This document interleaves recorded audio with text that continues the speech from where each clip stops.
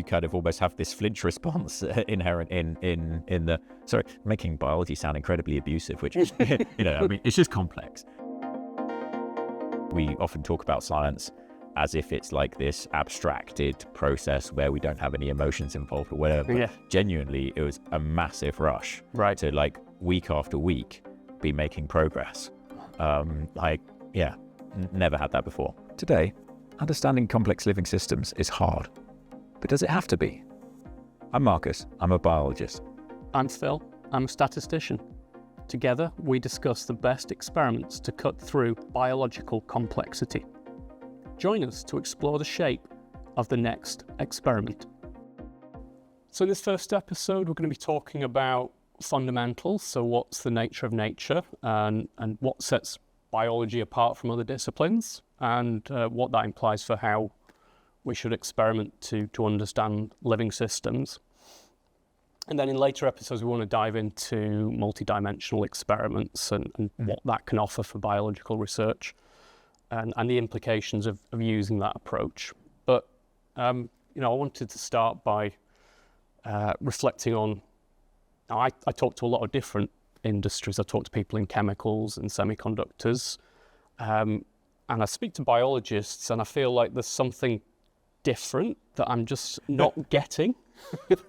So what is it that's different about how biologists think about science and experimentation? Yeah, it's really interesting. It's something I've kind of tried to work out over the years because I was trained in biology, and so you don't really realize, that, it's almost like none of us think we have an accent, right? Yep. Because we're just so used to where we come from. And similarly, like the whole way that we think about science is framed by the nature of biology and the nature of biology as a discipline.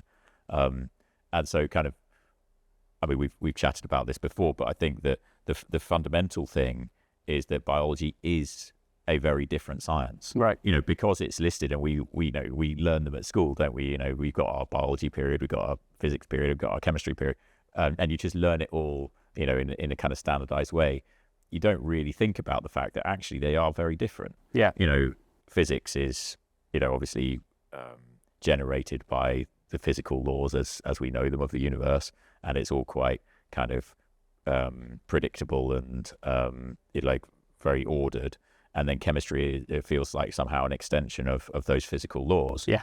But biology is then a product of those plus the concepts of evolution. Right. So there's a quote that's essentially like, biology doesn't make sense except in the context of evolution, and it is that driving force which has created the whole phenomenon. And evolution's a funny thing. It will select for anything that's advantageous, no matter how complex the thing it's selecting for is, right? So it has absolutely no need to be understandable. And it, if the thing that's advantageous is the result of a combination of many different things interacting in an unexpected way, then that will be selected for, just like if it came from a simple causal relationship between a particular feature. And so what you get is emergence. Emergent, yeah, that's a word I've heard, and I don't pretend to understand really. This idea of biology or living systems are emergent, and I don't really know what that means. Yeah, I mean, essentially, it's just that you have an unexpected outcome from many different component parts. Right. So, unlike a classic thought experiment is thinking about like working out how radio works by taking it apart and looking at all the different components and working out what each component does, and then you could conceptually, logically deduct exactly how it all works together. But that same reductionist approach just doesn't work for biology, because if you take it apart, you're just left with a load of parts, because biology actually comes from the way that those parts interact in a dynamic way together. And that's what we mean by emergence. It's a phenomenon that emerges in maybe an unexpected way from multiple parts interacting together. And I think maybe the most extreme example of this is consciousness, right? We understand, reasonably well how cells work. That's a stretch, but we understand, okay, neurons fire in this way, and then they communicate with each other in this way, and we can make neural networks that try to simulate those things in a computer. But we still can't put our finger on exactly where this phenomenon that we experience as consciousness comes from. It's an emergent phenomenon. Right. And you have that all the way down. So if we go right down to the other end of the scale, just a protein is, you have 20 different amino acids. So you have like 20 different chemistries that you can string together. But the property of the protein emerges from the amino acids that are in that protein and the order that they're put into, because then that determines like the dynamic way in which that protein will fold. Then that particular shape and chemistries that are brought together in that shape then give you the properties of that highly dynamic system that is a protein. But it all comes from the component parts of 20 different amino acids. It's like there's emergence at every level. And so what this means is that as biologists, we're kind of used to not understanding what the hell's going on, frankly. And I mean, I've interacted with chemists quite a lot in my career. And what I always found really refreshing and fascinating is that they wouldn't be happy unless they've worked out what's going on. Right? As a biologist, I'm quite used to not knowing what's going on. I'll observe a thing, and if it seems consistent, I'll think, okay, I now know an additional thing about this system, but I won't necessarily know why. Right?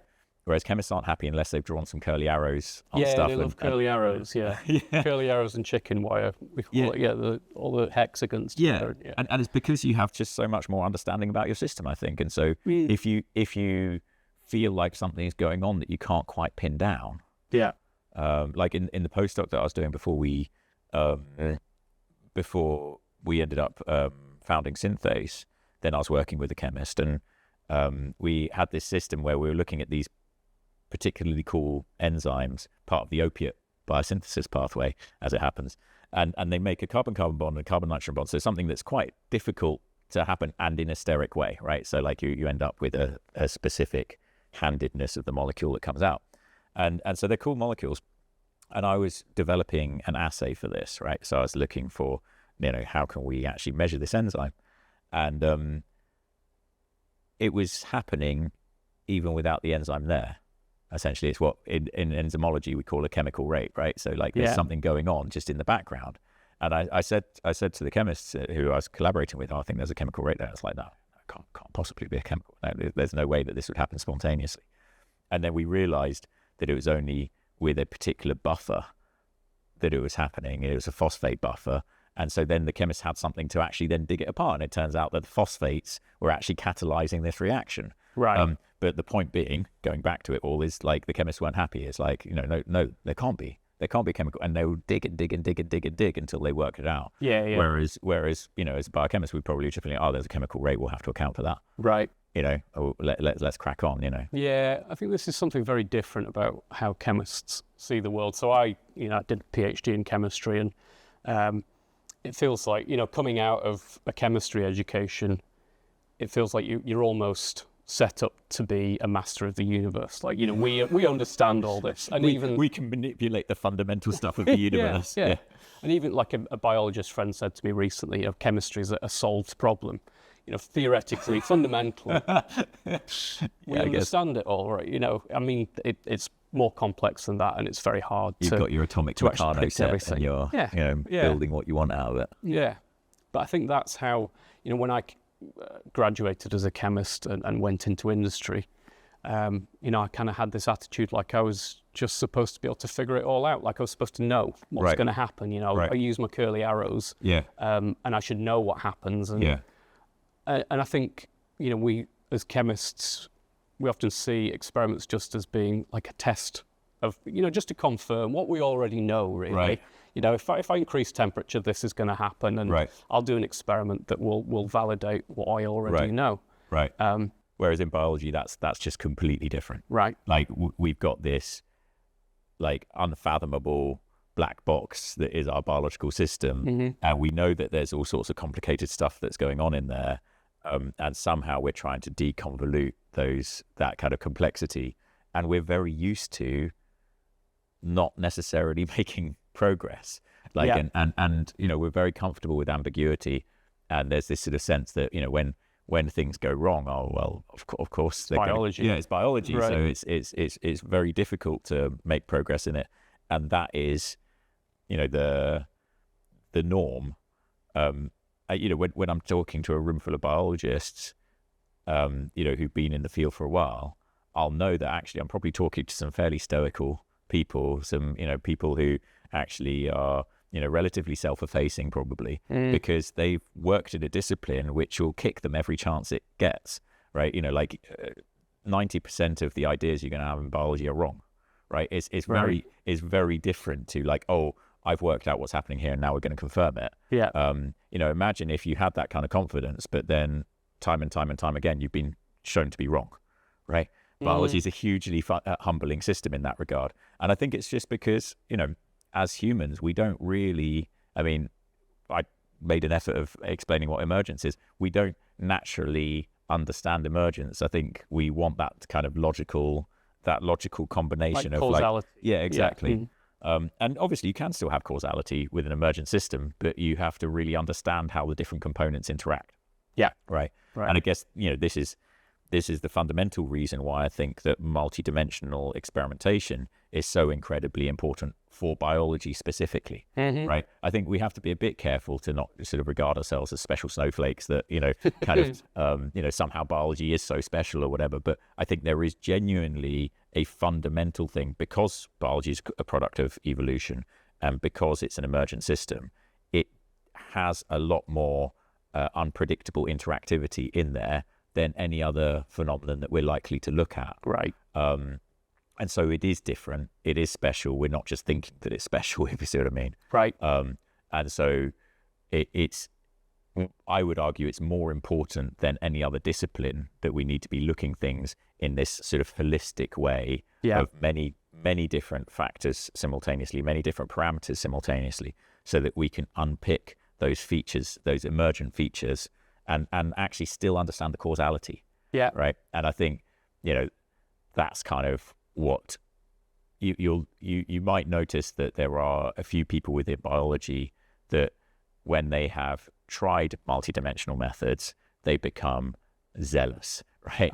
We become completely fanatical about it. Yeah. And for me, that was because it was the first time that I actually could predictably unpick the complexities of biological system, and actually, like from experiment to experiment, I was making progress, and that's so rare. That it's a real rush. Yeah. Right? We often talk about science as if it's like this abstracted process where we don't have any emotions involved or whatever. But genuinely, it was a massive rush. Right. To like week after week be making progress. Never had that before. Yeah. So it seems like within biology, there's a real recognition that experimentation is key, that you're not going to understand these things easily through the fundamentals. And yet, on the other side, there's this kind of fatalism that most of our experiments are going to fail. Yeah. Yeah, and you get this thing of like, oh, biology's hard, and we all commiserate with each other. It's like, yet another week's worth of experimentation is swept into the bin, and you kind of like, oh yeah, it's tough, and but that's just accepted. Like of course we're nobly going through this punishing pursuit. Like that's what we took on when and the thing is that we're so fascinated by the phenomenon that is biology. That's what keeps us going. Right. Yeah. But I think then the key thing for me was then that realization through trying it out that, it doesn't have to be that way. Mm-hmm. Like, we're flogging ourselves, and it's like, there's this kind of like noble sense of like, we slowly chipping away at all this complexity and gaining an ever more sophisticated understanding of all these, complex sort of filigree networks that are biology, and it's this kind of noble pursuit, and there's almost something a bit kind of masochistic about it. But then to realize that, you don't necessarily have to do it like that. Right. Then that is pretty profound. But I mean, it took me 7 years. From when I first heard about multidimensional methods to actually starting using them. Yeah. And I think that's something that's well worth exploring, is like, why and this is something we've chatted about loads, and that, whenever I'm chatting with anyone who's a DOE proponent, we'll tend to chat about, and that is, why is it that people, struggle to shift from, a standard way of doing experiments to, a multidimensional one? Yeah. Do you think there is a conservatism because of the inherent challenges of experimenting and understanding biology, that there's a natural kind of conservatism to not do anything, not try to be too clever, not try to do an experiment that's too complicated, that you're going to try and learn too much? Yeah, I mean, I think that's definitely part of it. And because, usually that kind of ambition gets slapped down by biology, right? So like, you kind of almost have this flinch response inherent in the, sorry, making biology sound incredibly abusive, which, I mean, it's just complex. But it's, like there is this sort of thing of like, actually, I kind of know that this type of experiment works. I've made some progress with it before. This is the way I do biology, right? But I think it goes deeper than that. Right, I think it goes into how we're taught biology in the first place, or how we're taught science in the first place, right from the get-go. Yeah. And that sense of what is proper science. Yeah. And controlled experiments where you are very systematically starting to unpick things. Yeah. I think that's, that is like one factor at a time, essentially, right? You're taught to do proper science. You have to hold everything constant except for the thing that you're looking at. And that's drilled into us from really early age. Yeah. I can remember the first time. So I can remember exactly where I was stood when I heard about that for the first time. I think it would have been about 10 probably. So towards the end of primary school. And we were doing some kind of experiment. I think it might have been like rolling Lego cars down a ramp. Okay. And seeing how you could make it go the furthest. And so you could change, the slope of the ramp and how many wheels you have on the Lego car and things like that. That's a good experiment. Yeah, good fun. Good engineering experiment. But I can remember Mr. Smith saying to me, he said, Philip, because I was known as Philip in those days, you're only allowed to change one thing at a time. Don't get carried away. You can only change one thing at a time, because otherwise you're not going to know what had an effect. You're not going to know what it was that made your car go further or go less far. And that, that's stuck with me. And it wasn't challenged through middle school and high school and undergraduate chemistry and postgraduate chemistry. It was only later that, that was actually challenged for me. But, I think the reason I remember it is because I was always curious and interested in science, and there's a logic that really appealed to me. It was like, yes, I can see that seems really smart. Yeah. I get that. Yeah. And I kind of, you can stick to that. You feel like you can trust that. I think, yeah. And the thing is I guess that's moving from a non-scientific way of looking at the world to a much more rigorous side. That's that moment, isn't it? Yeah. And so maybe that's something that, people actually do quite rightly maybe hold dear. Right? Is that moment that you go from, a child that's naturally experimenting with the world in quite a kind of dynamic manner, right? Just like whatever takes their fancy, to like realizing, oh, there's a way that actually we can unpick things a lot more systematically. But then, so that I think going back to then thinking about, biology, we definitely need to be using multidimensional methods. But then, we've got the issue that,